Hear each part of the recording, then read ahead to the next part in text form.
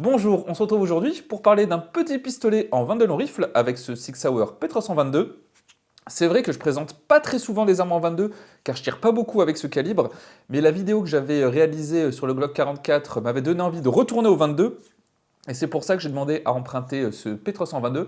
D'ailleurs, un grand merci à la coutellerie Tourangelle qui me le confie, ainsi qu'au soutien de la chaîne qui me permettent de poursuivre mon travail et que je vous invite chaudement à rejoindre grâce au Tipeee en description ou au bouton rejoindre sous cette vidéo.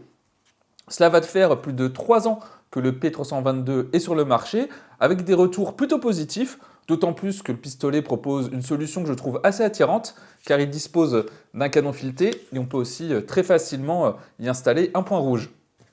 D'ailleurs, on va désormais regarder ce P322 d'un peu plus près. Chose positive, il est fourni avec 3 chargeurs de 20 cartouches, ce qui est un vrai plus par rapport à la plupart des pistolets en 22 qui ont souvent des chargeurs de 10 cartouches. L'arme en elle-même est assez petite et légère car elle pèse 484 grammes et elle mesure 18 cm de long, dont 10 cm de canon. Mais malgré la petite taille, je trouve que le pistolet est assez confortable, bien plus confortable et ergonomique que le Glock 44. Cependant, on n'a pas de dosseret interchangeable à l'arrière, mais même si on a de grandes mains, je trouve que le grip reste assez confortable. Et l'arme reprend un peu l'ergonomie du P365 XL, mais contrairement au P305, on va avoir une sûreté à l'arrière, donc sûreté ambidextre. D'ailleurs, on peut également, comme sur la plupart des armes modernes, faire passer le bouton de retrait du chargeur de la gauche vers la droite. Et notre arrêteur de culasse est également ambidextre. Et ce levier-ci, ça va être pour le démontage, mais on verra ça un peu plus tard. La détente est, je trouve, très bonne. Elle a un point de départ d'environ 1,5 kg avec un point dur assez net. Et on sait vraiment quand le coup va partir. Et l'arme est fournie avec 2 queues de détente différentes. On va avoir une queue de détente droite ainsi qu'une queue de détente courbée. L'arme est fournie avec des organes de visée réglables avec un guidon en fibre optique. De même, à l'arrière, on va avoir 2 fibres optiques au niveau de la hausse. Et on peut enlever l'ensemble avec la hausse assez facilement pour installer un point rouge. D'ailleurs, sur la vidéo, vous allez surtout me voir tirer avec ce petit Hausight SE qui fonctionne plutôt pas mal. D'ailleurs, vous trouverez le lien en description. Et aussi, on va avoir un canon fileté. Et contrairement au Glock 44 qu'on avait vu, en fait, le filetage est à l'intérieur. Donc on va avoir un adaptateur, ce qui va permettre de ne pas avoir une extension pas forcément très esthétique au bout du canon. D'ailleurs, j'ai remarqué que lorsque je tirais avec le réducteur de son, il n'avait pas du tout tendance à se dévisser. Je n'ai jamais eu besoin de le resserrer, contrairement au Glock 44 qui de temps en temps nécessitait de resserrer un peu le silencieux. Et côté fiabilité, j'ai pas vu de différence avec ou sans, l'arme fonctionne assez bien. Il m'arrivait de temps en temps d'avoir la culasse qui ne restait pas verrouillée en arrière avec certaines cartouches, mais aucun incident de tir notable hormis ça. Bien sûr, en dessous, on va avoir également un rail Picatinny pour installer un laser ou une lampe. Et je trouve qu'esthétiquement, il me fait un peu penser à un 5.7. Par contre, contrairement au 5.7, l'ensemble mobile est bien en métal. On va essayer ce P322. J'avais demandé à l'essayer car j'avais vraiment beaucoup apprécié le Glock 44 qui m'a un peu fait réapprécier le 22. C'est vrai que c'est pas le calibre que j'utilise le plus souvent. Donc sur celui-ci, on va avoir un modérateur de son et j'ai également installé un point rouge car je trouve que si je devais avoir un 22, il serait sûrement dans cette configuration. Et la prise en main, je trouve très confortable, bien plus confortable que celle du Glock 44.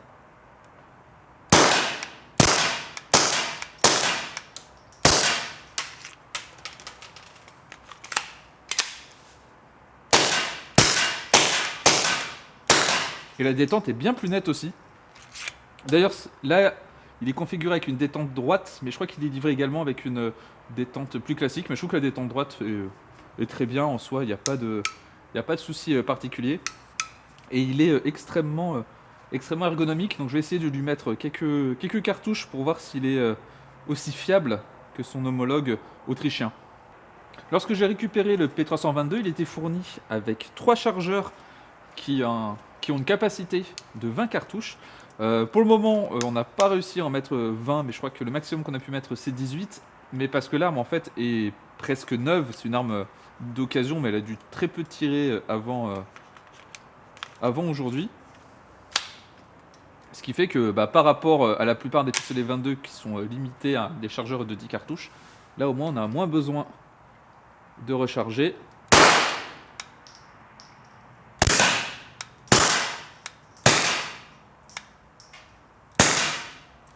Et la détente est vraiment... c'est pas qu'elle est légère, c'est juste qu'on a un point dur qui est vraiment bien défini. Et qui est très net.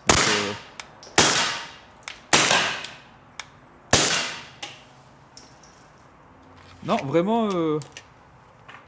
si je vais me prendre un 22, finalement, ce serait peut-être celui-ci. Après une longue tentative, et d'ailleurs on s'est mis à 2 pour mettre les 20 cartouches, donc on a bien réussi à mettre les 20 munitions dans le chargeur, et on va voir s'il cycle bien. Et pour info, je tire de la Aguila Standard Velocity.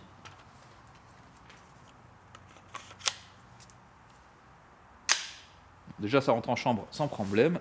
Maintenant, voyons voir ça.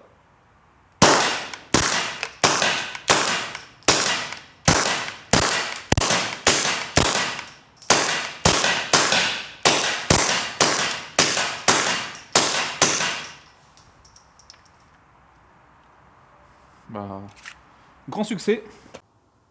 Au niveau du démontage, c'est très facile. On va bien sûr commencer par les mesures de sécurité. Je retire mon chargeur, j'inspecte ma chambre. Je vais bloquer la culasse en arrière et je vais faire tourner le levier de démontage. À ce moment-là, je tire la culasse et je la soulève.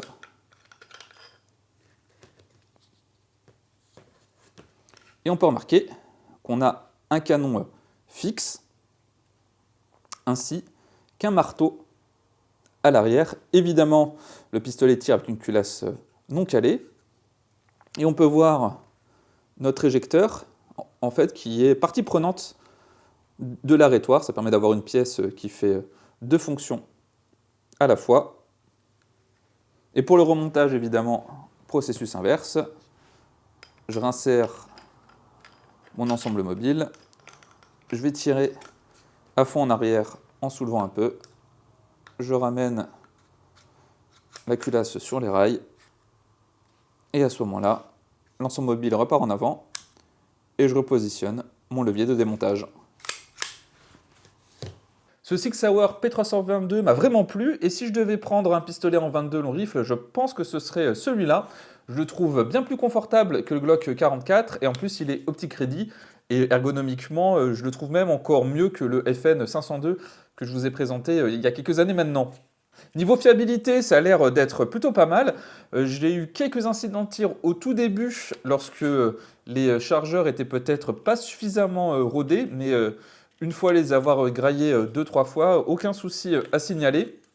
La précision est somme toute assez correcte, peut-être pas au niveau d'un bon Buckmark ou d'un Ruger Mark II, mais rien de rédhibitoire pour autant, surtout si on veut faire du fun shoot ou tirer sur des gongs.